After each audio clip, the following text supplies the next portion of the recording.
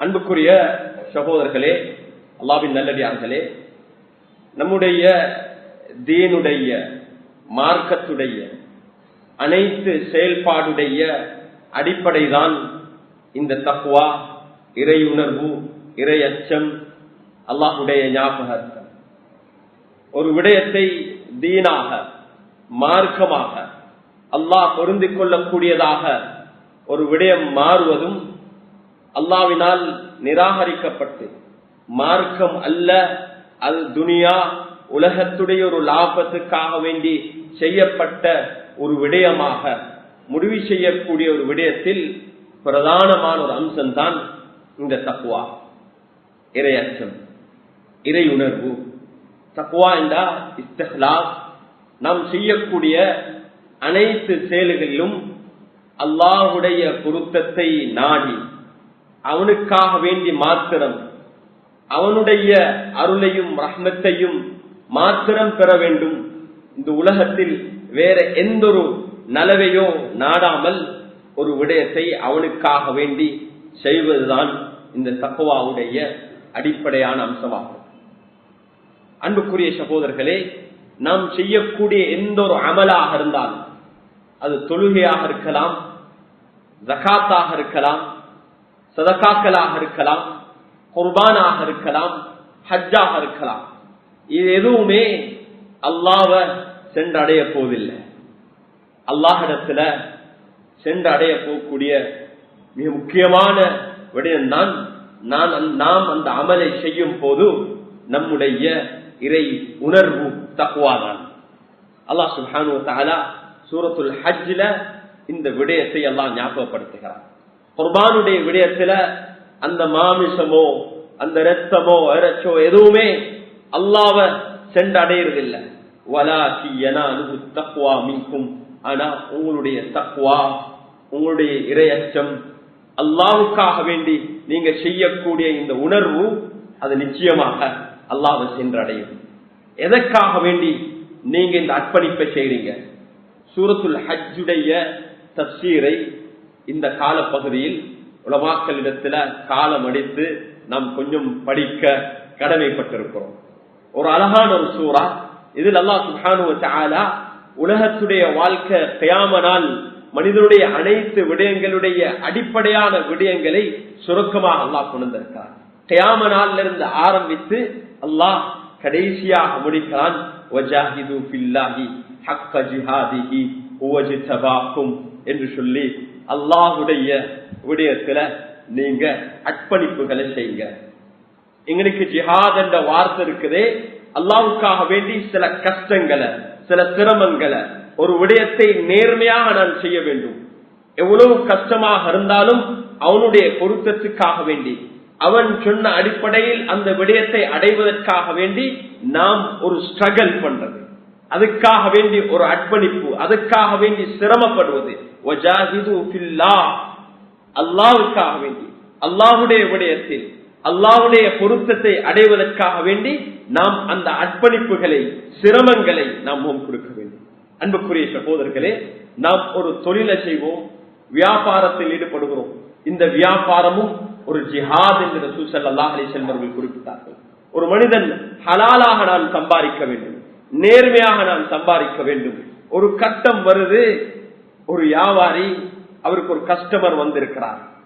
இந்த நேரத்துல ஒரு பொய்ய சொல்லி இந்த சாமானத்தை நல்ல விலைக்கு விற்கலாம். ஆனா இவர் நேர்மையாக, ஒரு சாதிக், ஒரு அமீனாக, ஒரு சதூக்காக, உண்மையாளனாகவும், நம்பிக்கை நியாயத்தை பாதுகாக்கக்கூடியவனாக நான் இருக்க வேண்டும் என்று அந்த நேரத்தில் அவனுக்குள்ளால போகக்கூடிய அந்த முஜாஹதா, அந்த தடமாட்டம் யாருக்குமே தெரியாது, அவருக்கு மாத்திரம்தான் தெரியும். அல்லாஹ்வுக்கு மாத்திரம், அவருக்கும் அல்லாஹ்வுக்கும் மாத்திரம் தான் தெரியும். இந்த இடத்துல யாரும் இனம் கண்டு கொள்ள மாட்டார்கள். எனக்கு ஒரு நல்ல ஒரு டீல அடிக்கலாம், ஒரு நல்ல ஒரு டீலை இன்னைக்கு செஞ்சு கொள்ளலாம். அந்த நேரத்துல இல்ல, இது எனக்கு லாபம் குறைவாக இருந்தாலும், எனக்கு நஷ்டமானாலும் நான் பொய்யை சொல்ல மாட்டேன், நான் நேர்மையாக நடந்து கொள்வேன். அல்லாஹ்வுக்காக வேண்டி, ஒரு ஹலாலான சம்பாத்தியத்துக்காக வேண்டி வீட்டிலிருந்து வெளியாகி போறாரு, அடிப்படையான தொழுகையுடைய அவர் அடிப்படையான கடமைகளை செய்த நிலையில் ஒரு தொழுகையாளியாக இருக்கிறார், ஃபஜ்ருடைய தொழுகையை தொழுகிறார், இது அனைத்தையும் செய்துட்டு அல்லாஹ்விடத்துல ஹலாலான அந்த சம்பாத்தியத்தை தேடி தொழிலுக்காக வேண்டி வெளியாகிறவர பார்த்து ரசூலுல்லாஹ் ஸல்லல்லாஹு அலைஹி வஸல்லம் சொன்னார்கள், அல்லாஹ்வுடைய பாதையில் இருக்கிறார், அல்லாஹ்வுடைய பாதையில் இருக்கிறார், இது ஒரு ஜிஹாதில் இருக்கிறார். அன்புக்குரிய சகோதரர்களே, இந்த இடத்தில் நேர்மையாக நடந்து கொள்வது, அல்லாஹ்வுக்காக வேண்டி நான் இந்த விடயத்தை முன்வைக்க வேண்டும் என்ற இந்த நேர்மையான இந்த உணர்வுடன் ஒவ்வொரு கட்டமும் எங்களோட உள்ளங்களில் எங்களோட தனிப்பட்ட வாழ்க்கையிலையும் குடும்ப வாழ்க்கையிலையும் சமூக விடயங்களிலும் எங்களுக்கு இருக்கிற பெரிய ஒரு சவால் தான் அது. இந்த இடத்துல நான் நேர்மையாக நடந்து கொள்றதா? அல்லாஹ் இந்த எல்லா விடயத்தை நன்கு அறிந்தவனாக இருக்கிறான்.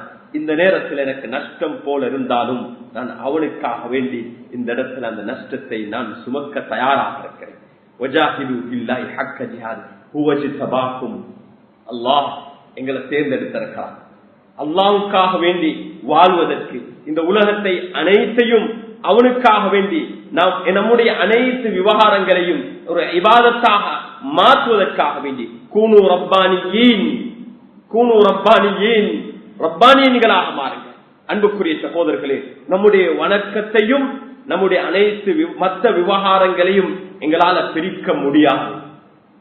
இதை பிரிக்க முடியாது.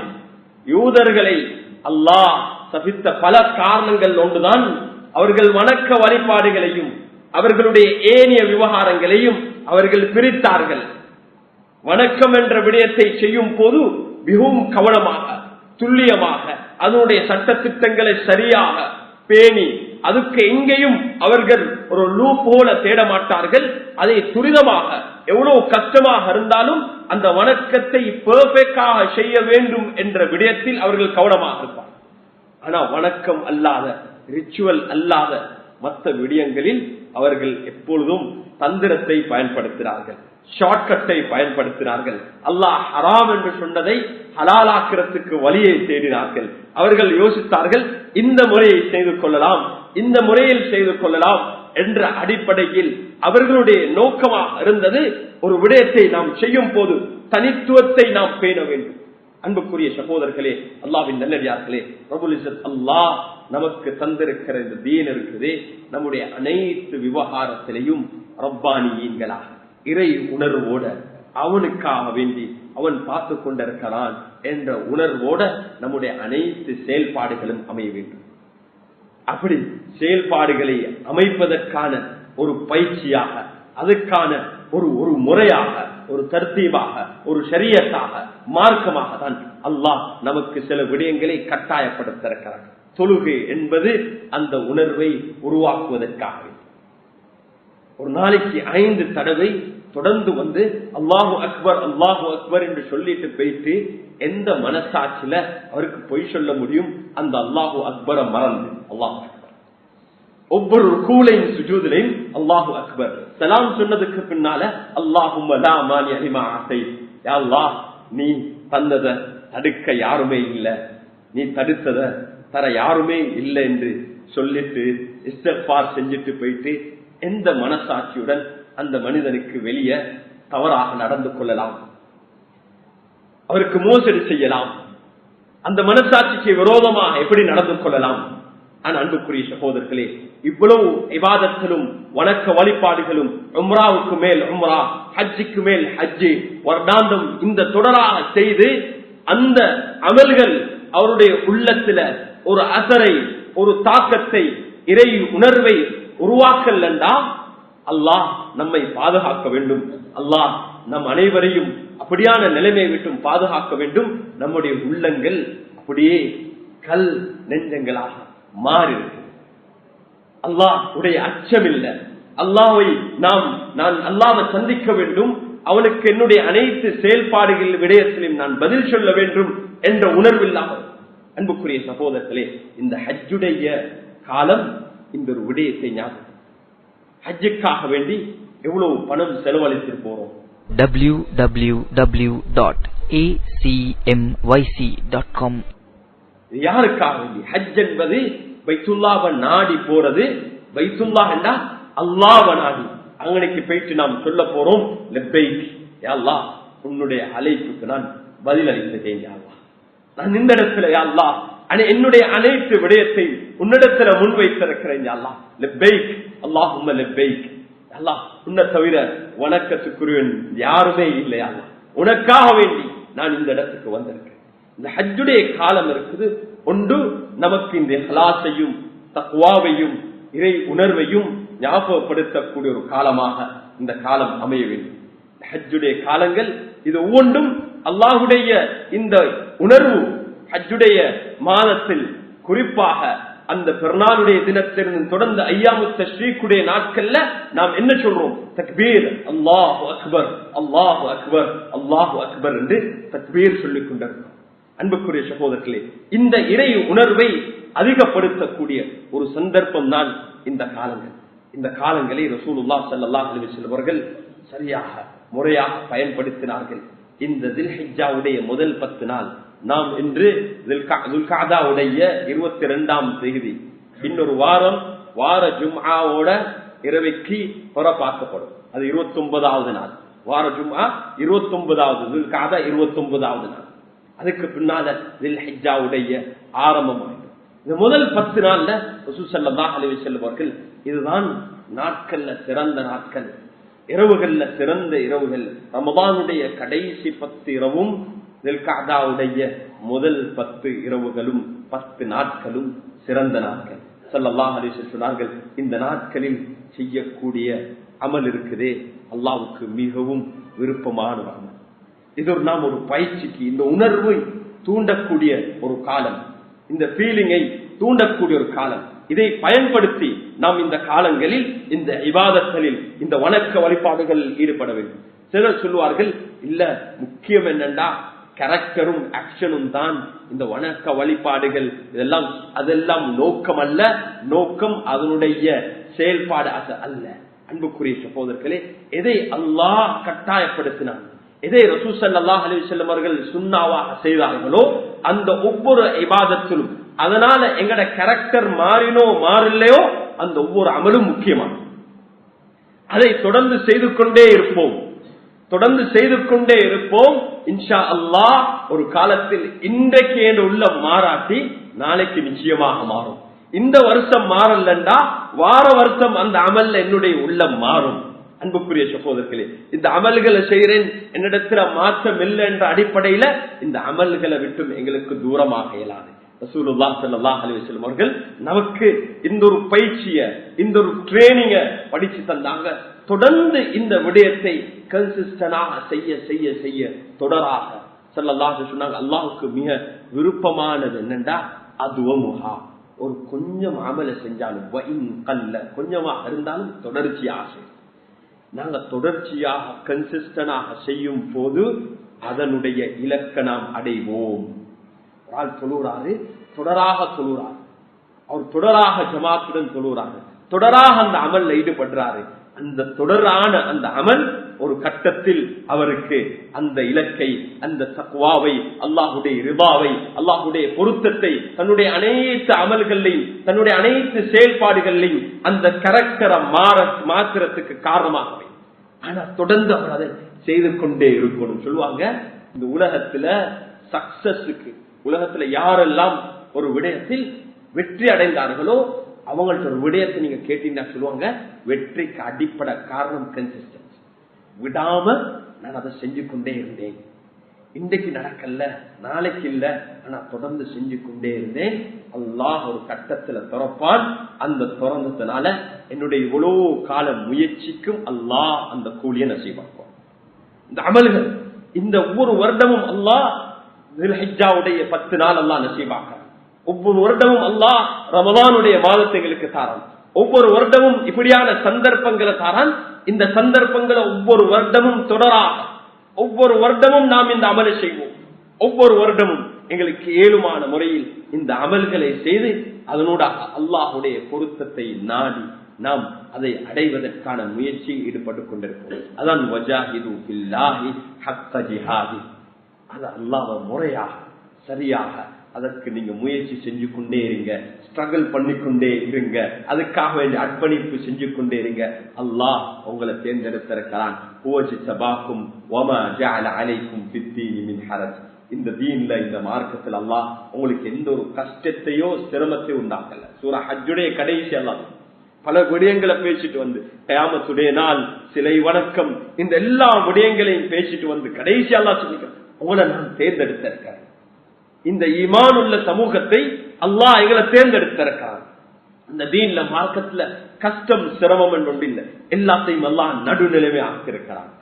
நடுநிலைமை ஆக்கியிருக்கிறான். வமா ஜஅல அலைக்கும் ஃபித்தீனி மின் ஹரஜ் மில்லத அபீக்கும் இப்ராஹீம். அல்லாஹ் அக்பர். இன்னைக்கு தான் ஹஜ்ஜுடைய மாதம், ஹஜ்ஜுடைய காலம் ஏன் முக்கியமானதுண்டா, இந்த தீனுடைய பவுண்டேஷனை திரும்பவும் புதுப்பித்த இப்ராஹிம் அலைஹிஸ்ஸலாம் அல்லாஹ் இந்த மில்லத்துக்கு, இந்த மார்க்கத்துக்கு, இந்த தீனுக்கு, இந்த ஷரீஆவுக்கு மில்லத அபீக்கும் இப்ராஹீம், உங்களோட வாப்பா இப்ராஹிம், உங்களோட தகப்பன், உங்களோட அப்பா இப்ராஹிம் உடைய மார்க்கம்.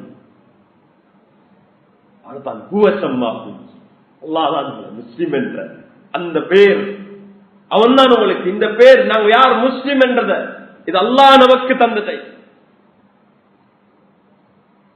அல்லாஹ் எங்கள்கிட்ட எதிர்பார்க்கிறான், நாம் எல்லா மனிதர்களுக்கும் நாம் சாட்சியாளர்களாக மாறோம். நாளை கியாமத்து நாள்ல ஈமான் உள்ள, தக்வா உள்ள ஒவ்வொரு மனிதர்களும் அதுக்கு மாற்றமா வாழ்ந்தவர்களுக்கு ஷாஹிதா, சாட்சியாளர்களா அல்லாஹ் எங்களை அழைப்பார். அல்லாஹ் நம்ம அனைவரையும் நல்ல விடயங்களுக்கு சாட்சியாளனாக ஆக்குவானா. இந்த குர்ஆனை அல்லாஹ் நமக்கு ஒரு ஷாஹிதாக, நமக்கு உதவி செய்யக்கூடிய, நமக்கு ஷஃபாஅத் செய்யக்கூடியதாக அல்லாஹ் ஆக்கியிருக்கும். அன்புக்குரிய சகோதரர்களே, அல்லாஹ் இந்த விடயத்தை எங்களுக்கு எதிர்ப்பார். இது ஒரு விடயம். இந்த காலங்களில் அமல்களை செய்து நாம் அல்லாஹ்வுடைய பொருத்தத்தை அடையணும். ஸல்லல்லாஹு அலைஹி வஸல்லம் அவர்கள் தொடர்ச்சியாக ரமலான் அல்லாத காலங்கள்ல தொடர்ச்சியாக 10 நாள் நோன்பு நோத்ததாக இருந்தால் ஹதீஸ்ல பதிவாக இருக்குது. அதான் தில்ஹிஜ்ஜாவுடைய முதல் அந்த 9 நாட்கள். ஒவ்வொருத்தரும் நியத்து வைங்க, நான் இந்த 9 நாளும் துஆ, இந்த நாட்கள் நான் நோன்பு பிடிச்சு அல்லாஹ் இடத்துல மன்றாடுவேன், துஆ செய்வேன். அன்புக்குரிய சகோதரர்களே, இந்த காலம் இருக்குது, ஒன்று அமலுடைய காலம், இன்னொன்று துஆவுடைய காலம். துஆவுடைய காலம் பல ஆயிரம் வருடங்களுக்கு முன்னால இப்ராஹிம் அலைஹிஸ்ஸலாத்துடைய துஆவுடைய பிரதிபலிப்பு தான் நானும் நீங்களும் இந்த உலகத்துல சுஜூத் செஞ்சு கொண்டிருக்கிறோம். அல்லாஹ், நானும் நீங்களும் பைத்துல்லாவை தரிசித்துக் கொண்டிருக்கிறோம். நாங்கள் எல்லோரும் அதுக்கு நியத் வைத்த ஹாஜிகள் பிரயாணத்தை ஆரம்பித்திருக்கிறார்கள். அது இப்ராஹிம் அலைஹிஸ்ஸலாத்துடைய துஆ. அல்லாஹ் இப்ராஹிம் அலைஹிஸ்ஸலாத்துடைய அந்த துஆவை வீணாக்கல்ல. அவர்கள் அந்த துஆவை கேட்கிற நேரத்துல அந்த துஆ அமலுக்கு வாரத்துக்கு, பிராக்டிக்கலா நிகழ்றதுக்கு சாத்தியக்கூறுகள் எதுவுமே இருக்கல்ல, சாத்தியக்கூறுகள். அதான் மக்களை ஹஜ்ஜுக்கு அழைக்கும் சொல்லும் போது எங்கெந்தெல்லாம் மக்கள் வருவாங்க, இந்த அதான கேட்பாங்களா, எதுவுமே இருக்கல்ல. அல்லாஹ் அந்த துஆவை வீணாக்கல்ல. ரசூலுல்லாஹ் ஸல்லல்லாஹு அலைஹி வஸல்லம் கூட சொன்னாங்க, நான் அன தஅவத்து அபி இப்ராஹிம், நான் என்னுடைய வாப்பா இப்ராஹிம் அலைஹிஸ்ஸலாத்துடைய துஆவுடைய பிரதிபலன் என்ன. இந்த காலங்கள் நாம் இப்ராஹிம் அலைஹிஸ்ஸலாத்துடைய துஆக்கள் அல்லாஹ் எங்களை கண் முன்னால நிகழ வைத்திருக்கார். அதை காண்போம். லட்சக்கணக்கான கோடிக்கணக்கான மக்கள் அல்லாஹும்ம ஸல்லி அலா சய்யிதினா முஹம்மத் வ அலா ஆலி சய்யிதினா முஹம்மத் கமா ஸல்லைத அலா இப்ராஹிம். அல்லாஹ் 2 பில்லியன் மக்கள், 8 பில்லியன்ல 2 பில்லியன் மக்கள் முஸ்லிம்களாக இருக்கிறாங்க. ஸ்டாட்டிஸ்டிக்கின் அடிப்படையில குறைஞ்சது அந்த 2 பில்லியனும் கமா ஸல்லைத அலா இப்ராஹிம், யா அல்லாஹ் இப்ராஹிம் அலைஹிஸ்ஸலாத்துக்கு நீ எவ்வாறு சாந்தி, சமாதானம், சலாத்தை நீ பொழிய வைத்தாயோ அதே போல ரசூல் ஸல்லல்லாஹு அலைஹி வஸல்லம் அவர்களுக்கும் நீ சலாத்தை பொழிய வைத்து துஆ செய்து கொண்டிருக்க. இந்த காலம் நாம் யகீனோட, உறுதியோடு எங்கட தேவைகளுக்காக வேண்டி அல்லாஹ் இடத்துல மன்றாடும். நாம் இந்த காலத்துல எங்கட துஆக்களை குறுகிய துஆக்கள் ஆக்காதீங்க. எங்கட முழு சந்ததிகளுக்கும் துஆ செய். எங்கட மூதாதைகள் எப்படி இப்ராஹிம் அலைஹிஸ்ஸலாம் துஆ செஞ்சாங்களோ, எப்படி ரசூல் ஸல்லல்லாஹு அலைஹி வஸல்லம் அவங்க துஆ செஞ்சாங்களோ எங்களுக்கு, அதுக்கு பின்னால சஹாபாக்கள் எங்களுக்கு எப்படி துஆ செஞ்சாங்களோ, எங்கட உஸ்தாத்மார்களும் எங்கட பெற்றார்களும் மூதாதைகளும் எங்களுக்கு துஆ செய்திருக்கிறார்கள். அவங்க மன்றாடி இருக்கிறாங்க, யா அல்லாஹ் என்னுடைய சந்ததிகளை தொழுகையாளி ஆக்கிடு, யா அல்லாஹ் என்று மன்றாடின எத்தனையோ பேர் இப்ப கபர்ல அழகாக உறங்கிக் கொண்டிருக்கிறார்கள். அன்புக்குரிய சகோதரர்களே, நாம் எங்கட சந்ததிகளுக்காக வேண்டி துஆ செய்வோம் இன்ஷா அல்லாஹ். இந்த காலம் அதுக்கான ஒரு காலம். அல்லாஹ் வீணாக்க மாட்டான். நாம் இருக்க மாட்டோம் அந்த துஆவை காணுவதற்கு. அல்லாஹ் அந்த துஆவுடைய அசரை எங்களுக்கு எத்தி வைப்பான் நாம் கபூர்ல இருக்கும் போது இன்ஷா அல்லாஹ். அது மட்டுமல்ல, எங்களுக்கு துஆ செய்த மூதாதைகள், எங்களுடைய பெற்றார்கள், நபிமார்கள், சஹாபாக்கள், தாபிஈன்கள், வாழ்ந்த தீனுக்காக வேண்டி மனித இனத்துக்காக வேண்டி அர்ப்பணித்த மகான்கள், நாளாக்கள், அவர்களுக்காக வேண்டி நாம் துஆ செய்வோம். ரப்பனா இக்ஃபிர் லனா வ லிஇக்வானினா அல்லதீன சபகூனா பில் ஈமான். யா அல்லாஹ், ஈமான்ல எங்களை விட முந்தியவர்களை நீ மன்னித்து, எங்களையும் மன்னித்து யா அல்லாஹ், அவர்களை நீ மன்னித்து. அவங்களுக்கு துஆ செய்வது மார்க்கத்துடைய மிக முக்கியமானது. நாம் எல்லோரும் பலருடைய முயற்சி, பலருடைய துஆவுடைய ஒரு வெளிப்பாடு தான். எங்களது அப்படி இல்லைண்டா we are nothing. நாங்க நினைக்கிறோம் எங்கட ஆற்றல், எங்கட திறமை இல்ல. இது பலருடைய துஆ, பலருடைய முயற்சி, பலருடைய கனவுதான் எங்கட வாழ்க்கையில அது பிராக்டிக்கலாக அது நிகழ்ந்து கொண்டிருக்குது. அன்புக்குரிய சகோதரர்களே, எங்கட தனிப்பட்ட சக்தி ஆற்றல் அல்ல. அல்லாஹ்வுடைய நாட்டமும் அல்லாஹ்வுடைய பொருத்தமும் நல்லவர்களுடைய நல்லடியார்களுடைய துஆ, எங்களுடைய பெற்றார்களுடைய துஆ. இந்த காலத்தில் நாம் அவர்களை மறந்துடக் கூடாது. அன்புக்குரிய சகோதரர்களே, அல்லாஹ்வின் நல்லடியார்கள், இறுதியாக ஒரு மிக முக்கியமான ஒரு விடயம். இந்த காலம் பைத்துல்லாஹ்வுடைய விடயத்தில் நாம் கவனம் செலுத்துகிறோம். ஹாஜிகள் எல்லோரும் நாம் ஹஜ்ஜிக்கு போகிறோம். ஹஜ்ஜி போயிட்டு ஸல்லல்லாஹு அலைஹி வஸல்லமுடைய ஜியாரத்துக்கு போவோம். இந்த புனிதமான 2 தலங்களையும் நாம் ஜியாரத் செய்வோம். இது சுன்னா. ரசூல் ஸல்லல்லாஹு அலைஹி வஸல்லம் சொன்னார்கள், நீங்க ஒரு மஸ்ஜிதை நாடி இபாதத்துக்காக வேண்டி, தொழுகைக்காக வேண்டி, அதனுடைய ஜியாரத்துக்காக வேண்டி போறதாக இருந்தால் இந்த 2 மஸ்ஜிதும் அதோட 3வது ஒரு மஸ்ஜிதையும் சொன்னார்கள் ஸல்லல்லாஹு அலைஹி வஸல்லம், மஸ்ஜிதுல் அக்ஸா. இன்று அந்த மஸ்ஜிதுல் அக்ஸாவுடைய பகுதியில் வாழக்கூடிய நம்முடைய முஸ்லிம் சகோதரர்கள், கிறிஸ்தவ சகோதரர்கள், நல்ல யூத சகோதரர்கள், அவர்கள் யூதர்களையும் நல்லவர்கள் இருக்கிறார்கள். எல்லா மதத்திலேயும் எல்லா இனத்திலேயும் நல்லவர்கள் இருக்கிறார்கள். அன்புக்குரியவர்களே, அவங்க எல்லோரும் சிரமப்பட்டுக் கொண்டிருக்கிறார். கடந்த 70 வருடங்களாக ஒரு கஷ்டத்துக்குள்ளாக. ஆனால் எங்களால பெருசா ஒன்றும் செய்ய முடியாத ஒரு நிலையில உலர்ந்திருக்கு. உலகத்துல யாரு நீதி, நேர்மை, மனித நேயம், மனித இனத்துக்கு ஹியூமன் ரைட்ஸ் என்று மனித உரிமையை பேசின மேற்கிய உலகம் இந்த விடயத்துல அவர்கள் கண் மூடி ஒரு டபுள் ஸ்டாண்டர்ட் எடுத்திருக்கிறார்கள்.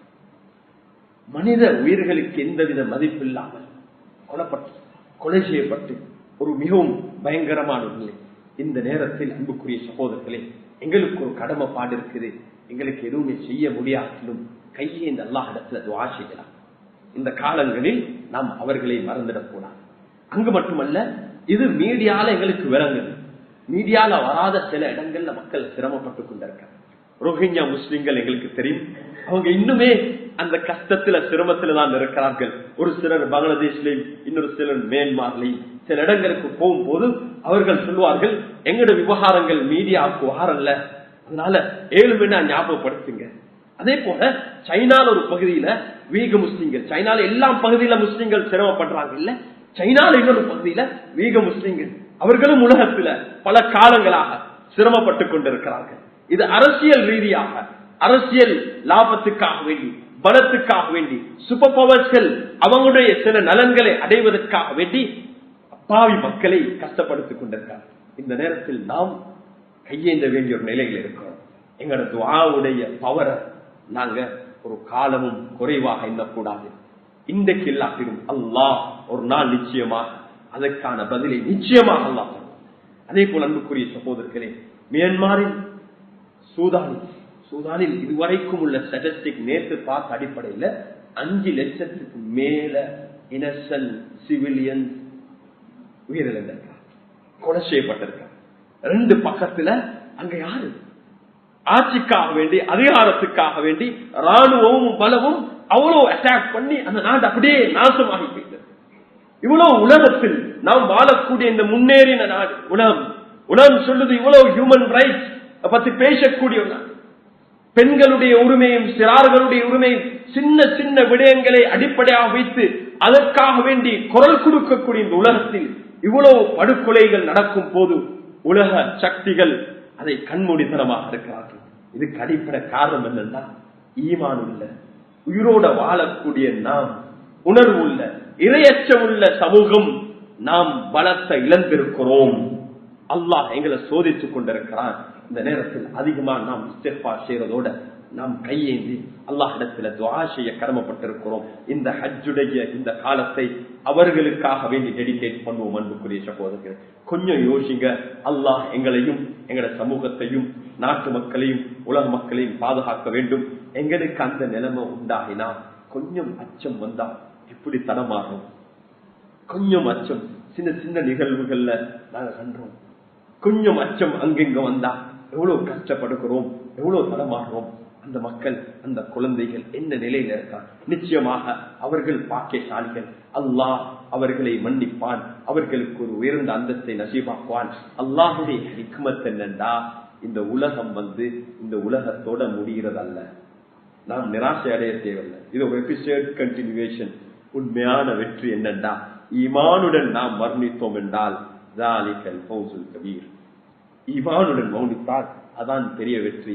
ஒரு கட்டத்துல நாம் ஈமானுடன் அல்லாஹ்வுக்காக வேண்டி வாழவும் தயாராக வேண்டும், அல்லாஹ்வுக்காக வேண்டி மௌத்தாகவும் தயாராக வேண்டும்.